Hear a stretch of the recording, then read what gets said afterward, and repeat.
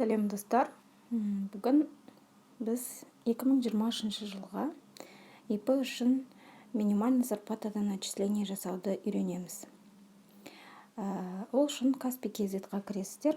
Каспий KZ-ның ішінде платежи басасыздар. Өздеріңіздің парольдарыңызды тересіздер. Все платежи, осының ішінде штрафы и налоги, платежи для ИП. И бұл жерде бізде барлық отчислениялар көрініп тұрады. Біріншісі обязательные пенсионные взносы, пенсионкаларыңыз. Екіншісі соцотчисление, социальное отчисление. И төртіншісі взносы на обязательное социальное и медицинское страхование.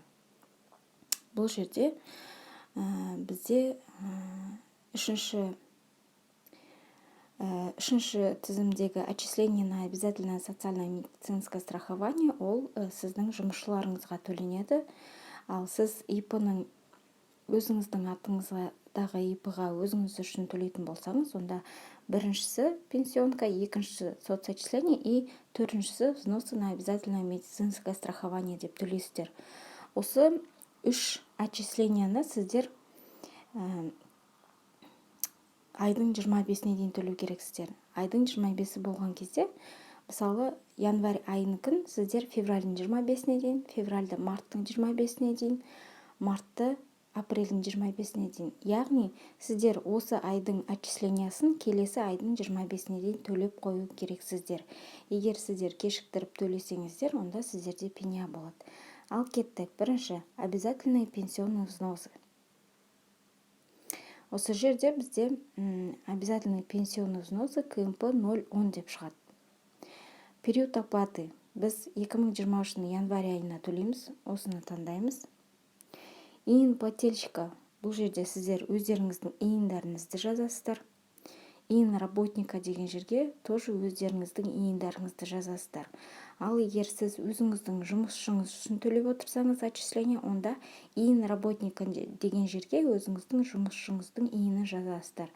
Астында сумма деген жерге сіздер минимальный зарплатадан төлесеңіздер, онда 7000 теңге дейсіздер. Себебі бізде 2023 жылдан бастап минималды жалақы мөлшері 70 000 теңге. Сондықтан 70 000-нан 10% ол бізде 7000 теңге.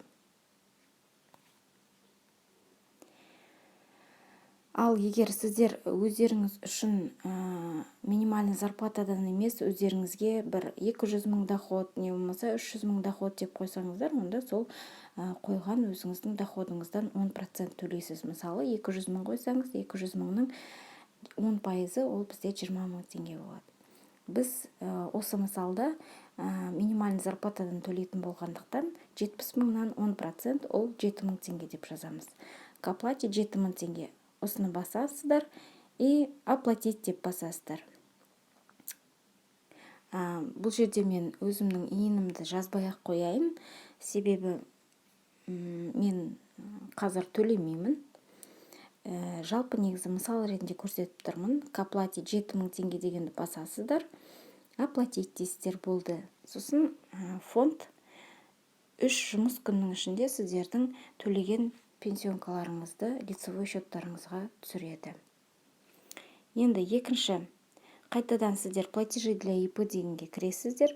Осының ішінде екіншісін таңдайсыздар, социальное отчисление. Соцотчисление бізде 3,5% ИП үшін. Сіздер мысалы 70 000 теңге минималды зарплатадан төлесеңіздер, онда 3,5% ол бізде 2450 теңге болады биыл. Выберите тип платежа деп басасыздар. Осының ішінде сіздерде екі таңдау тұрады. Біріншісі социальное отчисление, екіншісі пеня за несвоевременное перечисление социальных отчислений. Яғни пеня деген сіздер осы отчисленияларды кешіктіріп төлесеңіздер, бәрін жинап бір уақытта төлеп, кешіктіріп төлесеңіздер, онда пеня болады. Сол кезде сіз пеняны төлейтін кезде пеня деп басасыздар. Ал біздің жағдайда біз айма-ай төлейміз. Қазір соцотчислениені төлейтін болғандықтан КНП 012 деп таңдаймыз, социальное отчисление.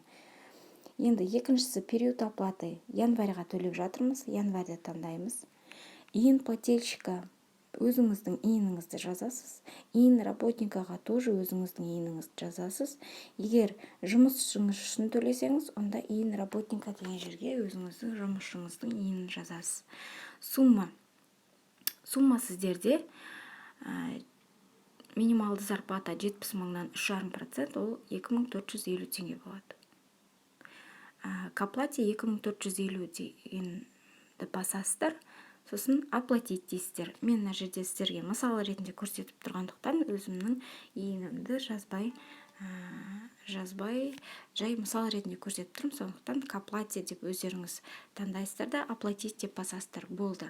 Енді келесі, төртіншісі, взносы на обязательное социальное медицинское страхование. ИП өзі үшін взнос төлейді всегда, отчислениямен шатыстырмаңыздар. Взносы дегенге кіреміз. Бұл жерде бізде уже шығып тұр. Индивидуальный предприниматель, КНП 122 деп тұр, е? Так, период оплаты бізде январь 2023 дегенді таңдаймыз. Иін плательщика дегенге өзіңіздің иініңізді жазасыз да, продолжить деп басасыз да, оплатить дейсіз. Болды. Осымен сізде отчисление төленеді. Енді мына жерде налоги для ИП деген бар. Оны мен келесі видеода сіздерге түсіремін. Налог для ИП ол сіздерде салықтарыңыз, 2023 жылдан бастап ИП қайтадан өзіне салық төлейді. Упрощенка үшін ол 3%, общеустановленный режим үшін ол 10%. Келесі видеода кездескенше